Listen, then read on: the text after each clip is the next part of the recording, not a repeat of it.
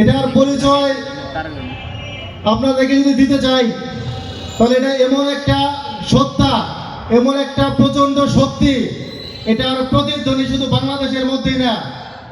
আপনারা 2022 সালে দেখেছেন শ্রীলঙ্কার সরকারের দুর্নীতি, এমনকি অস্থিরতা, ডলারের তলামি, এমনকি তাদের রাষ্ট্রের যেই বিশৃঙ্খলা দেখা দিয়েছিল তাদের পতন হয়েছে এই জেনজির হাত ধরে। 2024-এ বাংলাদেশের সমস্ত বিষয় আপনারা দেখেছেন আন্দোলন। 2025-এ নেপালের ইতিহাস আপনারা দেখেছেন, সেইখানকার আন্দোলন আপনারা দেখেছেন।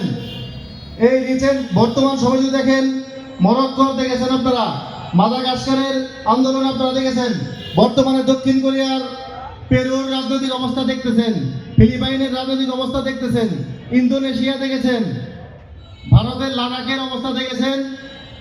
আমি 2025 সালের 25 নভেম্বর টাঙ্গাইলের এই নিরানবরের শহীদ মিনারে বলে যাচ্ছি, আগামীতে খুব শীঘ্রই ভারতের এই ধরনের একটা আন্দোলন আপনারা দেখতে পাবেন। জেনজির প্রতিধ্বনি এটা সারা বিশ্বব্যাপী আজ প্রকম্পিত। এটা শুধু বাংলাদেশে সীমাবদ্ধ নয়, আমি যতগুলো দেশের নাম বলেছি প্রত্যেকটা দেশে যেখানে তরুণদের ভাবনার বিপক্ষে গিয়েছে, যেখানে এই তরুণদের মতামতকে প্রাধান্য দেওয়া হয়নি, যেখানে এই তরুণদেরকে অবজ্ঞা করা হয়েছে, যেখানে এই প্রজন্মকে অযৌক্তিক, অবহেলিত এবং তুচ্ছ করা হয়েছে, সেখানেই ওই আগের প্রজন্মকে পতিত হতে হয়েছে। আজকের জেনজিকে এটার ইতিহাস দেখতে হলে আমরা যদি দেখি 1965 থেকে 1980 সাল পর্যন্ত ওই জেনারেশনকে এক্স জেনারেশন বলা হয়। এক্স জেনারেশন থেকে জন্ম নেওয়া প্রজন্মই আজকের এই জেনজি, যেটা আমরা 80 থেকে 96 পর্যন্ত জেনারেশন ওয়াই, 96-97 থেকে 2012 পর্যন্ত আমরা জেনারেশন জেড, যেটাকে আমরা জেনজি হিসেবে অভিহিত করতেছি। এই প্রজন্মের বয়স 15 থেকে 35-এর মধ্যে।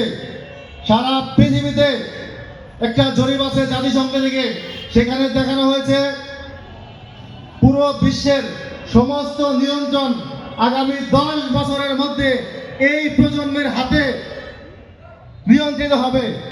বাংলাদেশে যে আন্দোলন আপনারা দেখতেছেন, এই আমাদের জেনজি কারা, আমাদের কোনো নির্দিষ্ট সংগঠন নেই, আমাদের নির্দিষ্ট কোনো শাখা নেই, আমাদের নির্দিষ্ট কোনো ঐক্য নেই। আমার মতের সাথে, আমার চিন্তার সাথে, আমার হাসির সাথে, আমার কান্নার সাথে, আমার দেশপ্রেমের সাথে যার সাথে মিলে যাচ্ছে তাদেরকে আমাদের সাংগঠনিকভাবে ডাক দিতে হয় না, তারা স্বয়ংক্রিয়ভাবে ঘর থেকে বের হয়ে যায়। যেটা আপনারা 2024 সালের 5 আগস্ট আপনারা দেখেছেন। 16 জুলাই থেকে 5 আগস্ট পর্যন্ত এই বাংলাদেশে জেনজির যে অগ্নিস্ফুলিঙ্গ আপনারা লক্ষ্য করেছেন, এটা শুধু বাংলাদেশের সীমাবদ্ধ না, এটা সারা পৃথিবীব্যাপী প্রকম্পিত হচ্ছে।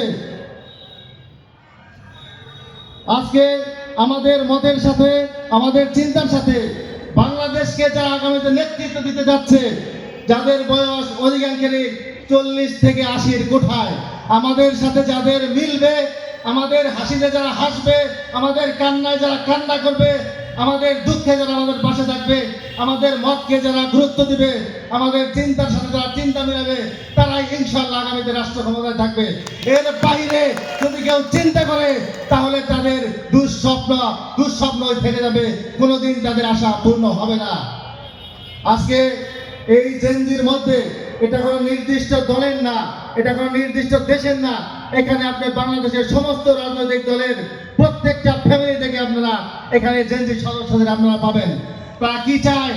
স্বাধীনতার 54 বছর পর কেউ চায় না টাঙ্গাইল নতুন বাস স্ট্যান্ড থেকে শান্তিগঞ্জ মোড় 7 মিনিটের রাস্তা 54 বছর পরে কেউ 1.5 ঘন্টায় পার হতে চায় না।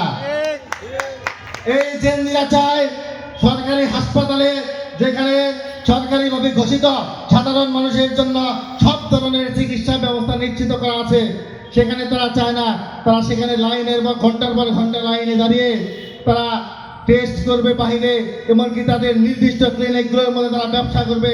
অথচ সরকারের ঘোষণার সাথে, প্রশাসনের প্রতিশ্রুতির সাথে, সাধারণ জনগণের সেবার সাথে কোনো মিল থাকবে না। এই ধরনের স্বাস্থ্য স্বাস্থ্য সেবা, শিক্ষা ব্যবস্থা, যানজট, এমনকি রাস্তা, পরিবহন, কোনো কিছু তারা মানতে চায় না। আপনারা মরক্কোর দিকে তাকান, সেখানে কি হয়েছিল। তাদের দেশে কাতার বিশ্বকাপ 2030-এর জন্য লক্ষ লক্ষ ডলার তারা ব্যয় করতেছে অবকাঠামোগত উন্নয়নের জন্য, অথচ ওই দেশের হাসপাতালে বিনা চিকিৎসায় সিজার করতে গিয়ে তাদের অসংখ্য নারী তারা মৃত্যুবরণ করছে, সেদিকে সরকারের কোনো ভূমিকা নেই। বিনিময়ে কি হয়েছে? তাদের পতন হয়েছে। আপনি মাদাগাস্কারের দিকে তাকান, আন্দ্রি রজুলিনার দিকে তাকান, উনি যে প্রধানমন্ত্রী ছিলেন, ওনার অবস্থা কি? বিদ্যুৎ এবং পানি মানুষের জীবনের মৌলিক অধিকারগুলোর মধ্যে সবচেয়ে গুরুত্বপূর্ণ যদি দুইটা জিনিস থাকে বর্তমানে জেনজির জন্য, সেটা হচ্ছে বিদ্যুৎ। বিদ্যুৎ ছাড়া কোনো টেকনোলজি, কোনো ইনফরমেশন, কোনো ধরনের প্রযুক্তি আমরা ব্যবহার করতে পারি না। সেইটার মধ্যে যখন সংকট দেখা দিয়েছে, এমনকি তাদের পানির সংকট যখন দেখা দিয়েছে, তাদের সরকার কিন্তু পতিত হয়ে গেছে, পতন হয়ে গেছে। আজকে বাংলাদেশের দেখেন, এই বিষয়গুলো নিয়ে আমি কোনো কথাই বলবো না, আপনারা সব জানেন।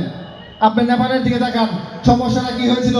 পুরো বিশ্বতে গেছে ফেসবুক বন্ধের কারণে তাদের আন্দোলন, কিন্তু তারা এইটা প্রচার করেনি তাদের রাজকীয় জীবনযাপন, তাদের কর্মকর্তাদের বিলাসী জীবনযাপন, সেইগুলো আবার অনলাইনে ভার্চুয়াল জগতে প্রদর্শন করে বেড়াচ্ছে। অথচ তাদের খেটে খাওয়া মানুষের, ওই দেশের যারা সিংহভাগ ভূমিকা রাখতেছেন, তাদের ছেলে মেয়েদের অর্থাৎ তরুণদের কর্মসংস্থানের কোনো ব্যবস্থা না করে তারা যখন বিলাসী জীবনযাপন করতেছিল, তাদের পতন হয়ে গেছে।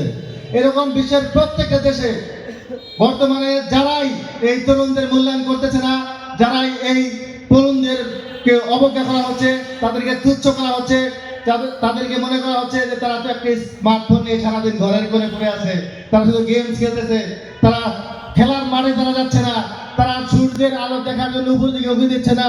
তাদেরকে আমি পুরো বাংলাদেশের সমস্ত রাজনৈতিক দলের নেতৃবৃন্দকে বলতে চাই, তাদেরকে এত দুর্বল ভাববেন না। দুর্বলতা যখন শক্তিতে পরিণত হয়, সেটার প্রমাণ সারা বিশ্বব্যাপী আপনারা দেখতে পারতেছেন। এই জেনজিকে যারাই মূল্যায়ন করবে, আগামীর রাষ্ট্র ক্ষমতা নয়, আগামীর বিশ্বমঞ্চে তারাই নেতৃত্ব দিবে। তাই আমি বিশ্বাস করি এই জেনজিকে আপনারা মূল্যায়ন করুন, জেনজির মতামতকে প্রাধান্য দেন, তাদের জীবন ধারণ সম্পর্কে সচেতন হন, তাদের মতামতের প্রতি আপনারা অবশ্যই গুরুত্ব দিবেন।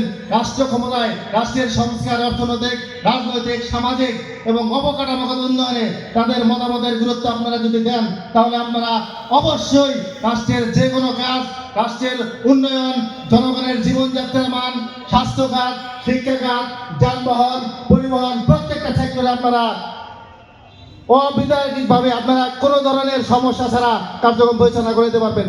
আমি আবারও বলছি, আমরা সেই ইরানের বিপ্লবী নেতা 1980 সালে বলেছিলেন, আজ থেকে 45 বছর আগে, যে আমরা সস্তায় তরমুজ খেতে চাই না, আমরা দুর্নীতি মুক্ত একটা সমাজ চাই, যারা এই দেশটাকে ভালোবাসবে, এই দেশের মানুষকে ভালোবাসবে, এই দেশের কল্যাণে কাজ করবে, কোনো দেশের দালালিতে বিশ্বাস করবে না, অন্য কোনো দেশের প্রেসক্রিপশনে রাষ্ট্র পরিচালনা করবে না, অন্য কোনো দেশের সুযোগ সুবিধা নিয়ে যারা রাষ্ট্রে আসতে যাবে না, কোনো লিয়াজু থাকবে না, কোনো দালালি থাকবে না।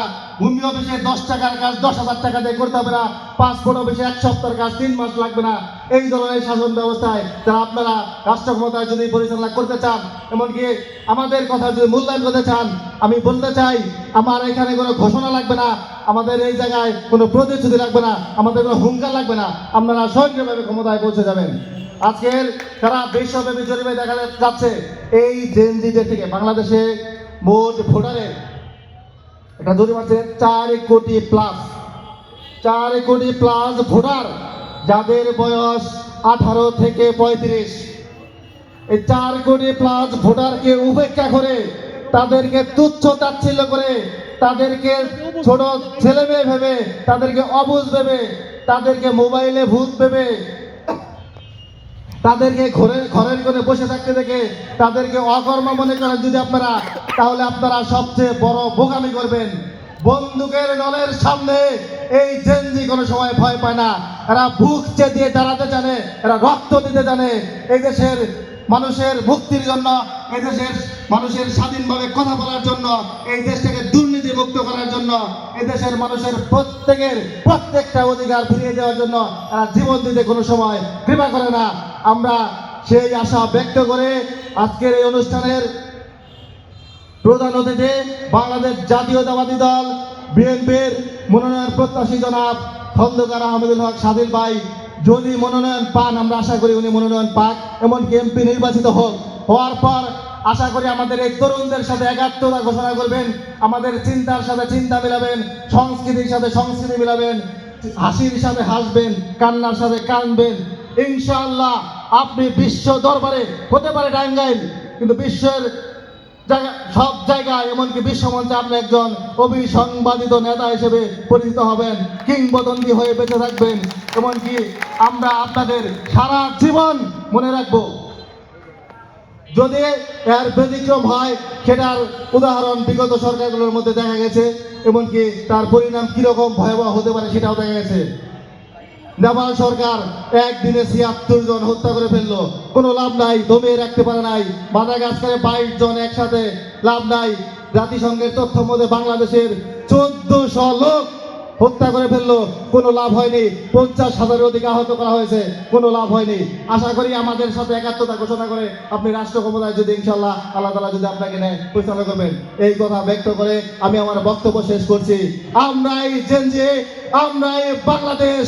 আমাদের কথা, আমাদের চিন্তা, আমাদের সংস্কৃতি, আমাদের হাসি, আমাদের কান্নায় যারাই একমত পোষণ করবে, তারাই আগামীর বাংলাদেশকে নেতৃত্ব দেবে। আসসালামু আলাইকুম।